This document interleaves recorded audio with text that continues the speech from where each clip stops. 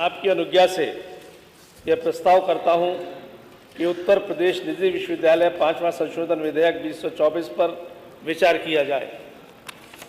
अधिष्ठाता महोदय, इस संशोधन में अब तक 44 विश्वविद्यालय थे निजी विश्वविद्यालय, 45वें के रूप में चंडीगढ़ विश्वविद्यालय उन्नाव का नाम जोड़ने का है। अधिष्ठाता महोदय, शिक्षा और चिकित्सा ये मानव जीवन के लिए बहुत आवश्यक है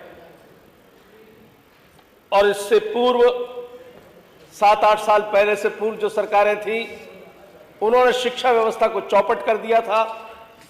ना तो विस्तार हुआ उसका, ना गुणवत्ता की सुधार हुआ। गुणवत्ता की स्थिति तो यह थी कि माननीय राजनाथ सिंह जी के समय जब नकल पर प्रतिबंध लगाने के उपक्रम हुए और एक अच्छी दिशा में उत्तर प्रदेश की शिक्षा जाने लगी, तो एक राजनीतिक दल ने यह कहा कि तुम हमें सत्ता दो, हम इन प्रतिबंधों को हटा देंगे। और उसका दुष्परिणाम हुआ कि 7-8 साल पिछली 3 सरकारों में शिक्षा व्यवस्था चौपट हो गई। ना इन्होंने विस्तार की तरफ ध्यान दिया, ना गुणवत्ता की तरफ ध्यान दिया। हमारे नेता योगी जी ने पिछले दिनों इसके विस्तार पर भी ध्यान दिया और इसकी गुणवत्ता के लिए भी ध्यान दिया।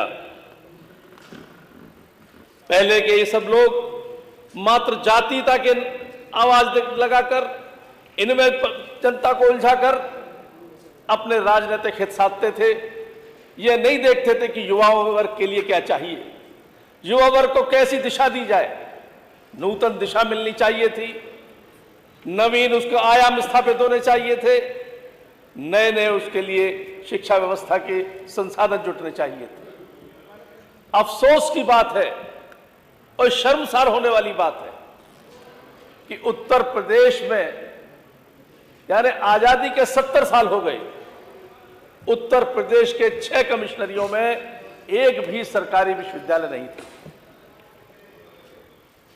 और उसके बाद जब योगी जी की सरकार आई तो योगी 1 में उसको पटरी पर लाया गया ध्वस्त शिक्षा व्यवस्था को, और योगी 2 में और योगी 1 के आखिर के समय हर मंडल में संकल्प लिया था हमारे नेता योगी जी ने कि हर मंडल में सरकारी विश्वविद्यालय खुलेगा, और सरकारी विश्वविद्यालय खुला।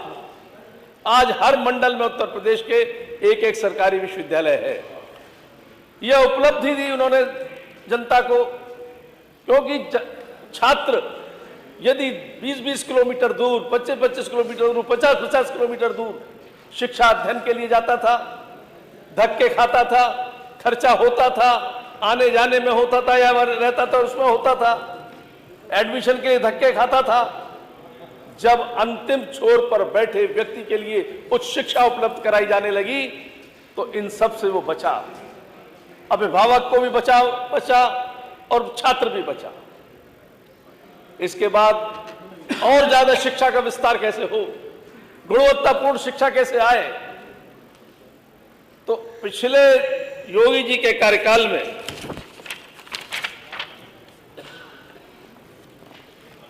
28 निजी विश्वविद्यालय को LOI मिल चुकी है और जिसमें से 18 को LOP यानी संचालन का अधिकार प्रारंभ हो चुके हैं। इसका लाभ क्या हुआ? इसका लाभ हुआ कि सरकारी विश्वविद्यालय जो पिछले सरकारों के समय पटरी से उतर चुके थे, एजुकेशन का बंटवारा हो चुका था, बंटाढार हो चुका था, आज वही सरकारी विश्वविद्यालय जब उनके सामने निजी विश्वविद्यालय प्रतिस्पर्धा में है तो 6 सरकारी विश्वविद्यालय, इससे पहले एक भी सरकारी विश्वविद्यालय ग्रेडिंग सिस्टम में नहीं था। नैक ग्रेडिंग नाम तक नहीं सुने थे लोगों ने, नैक ग्रेडिंग होती क्या है। आज सरकारी विश्वविद्यालय 6 A++ ग्रेडिंग में,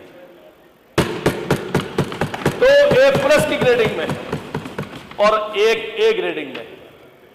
B ग्रेडिंग तो मैं गिनता ही नहीं हूं अभी। ऐसे ही निजी विश्वविद्यालय 7 A+ ग्रेडिंग के हैं और 4 ए ग्रेडिंग में यह गुणवत्ता में सुधार हुआ। क्योंकि कई लोग जो पिछले अभी बिजली पर निजीकरण का विरोध कर रहे हैं, जब प्रतिस्पर्धा होती है तब गुणवत्ता सुधरती है। ये नियम है, सिद्धांत है। सही सही सही। और उसका ये साक्षात हाथ कंगन को आरसी किया, पढ़े लिखे को फारसी किया। ये सामने उदाहरण है कि सरकारी विश्वविद्यालय जब ग्रेडिंग पे आए तो निजी विश्वविद्यालय भी इस ओर दौड़े। और अतुल प्रधान जी हाँ कर रहे हैं। मैं इनको बताना चाहता हूं कि इससे पहले उत्तर प्रदेश में कोई भी विश्वविद्यालय पहले 500 में नहीं था। आज उत्तर प्रदेश के 3 विश्वविद्यालय प्रथम 100 में स्थान पा चुके हैं। यह उपलब्धि है माननीय योगी जी के शासनकाल की। इससे पहले एक भी विश्वविद्यालय यूजीसी के ग्रेड में नहीं था।